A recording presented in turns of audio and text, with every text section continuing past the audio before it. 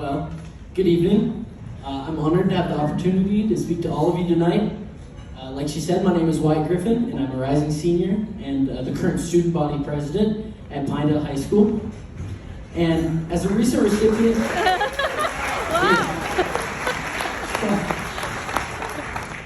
As a recent recipient of the Congressional Award Program Gold Medal and a current Congressional Award Diversity Ambassador, as Sarah just said, I'm hoping to use my time tonight to give you a personal insight into what being part of this program means to a kid like me.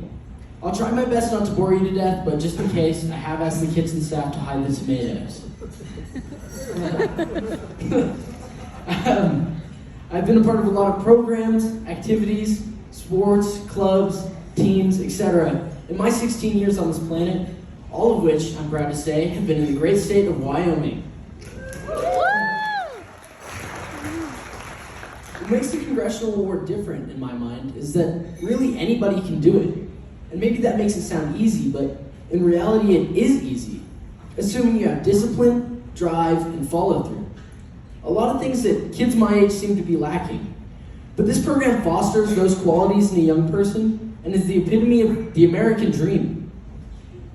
The Congressional Award Program recognizes that we are all equally free to pursue our dreams. It doesn't matter where you come from, what your natural talents are, how much money you have, or how much support you have. If you dream it, you can do it. And it's really as simple as committing to something, seeing it through. Of course, the goals are in 4 different program areas: voluntary public service, personal development, physical fitness, and exploration expedition. This diversity of requirements makes for a more well-rounded person. And the amount of time you commit to something must span over a period of months, a minimum of 24 months for a gold medal. In this day and age of instant gratification, committing to something long-term is something that should be encouraged and celebrated.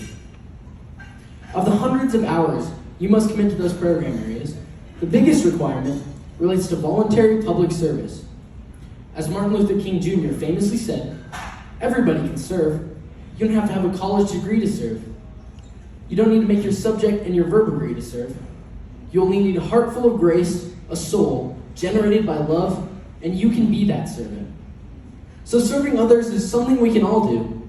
Again, no matter where you come from or where you're going. This program emphasizes that, and to be honest, it feels good to serve.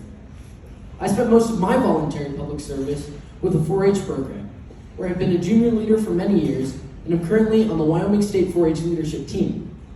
I mentor younger members, and even pioneered a county-wide program called Pandemic Pen Pals, where local 4-H members wrote letters to isolated senior citizens during the pandemic.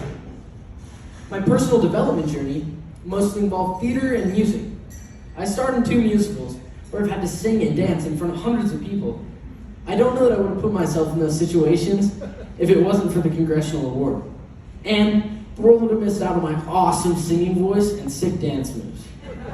For example, just kidding, I had to make sure you were still awake. My real dance moves are way sicker than that. I also marched in the Wyoming All-State Marching Band, where we got to perform throughout the state and even at the Magic Kingdom in Disney World. I'll begrudgingly admit that I'm not the best athlete, but having to be accountable to the Congressional Award kept me active and participating in wrestling, alpine skiing, and golf. It's still hard for me to believe, but I even took up running and ran a half marathon. It nearly killed me. No, really, it's terrible. But it felt so good to have finished.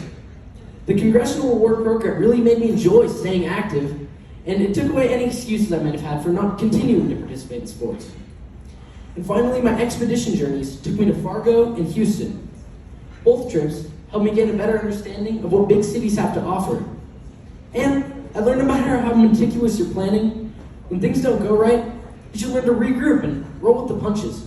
A life skill that will serve me well in the future. In December, I was accepted into the Congressional Award Diversity Ambassador Program. I think I'm one of 10 program alumni throughout the nation that was selected for this honor. As a diversity ambassador, I had the opportunity to interview and write an article about Steve Hartzell, the Vice President of Public Relations at Amazon, and a Congressional Award Program board member. At the recent Gold Medal Summit in Washington, D.C., I was tasked with helping to greet the VIPs at the awards dinner, and got to briefly address the crowd in front of a podium at the historic Cannon House during our closing ceremonies. In my current position in life, getting these experiences and getting to interact with and seeking advice from people of this caliber is unheard of. It gives me something to reach for, and I owe it to the Congressional Award Program. Next up for me is applying to colleges and trying to figure out what I want to do with the rest of my life. But thanks to the Congressional Award Program, I know if I dream it, chart it, and work at it, I can accomplish anything, even if I am just a small town boy from Wyoming.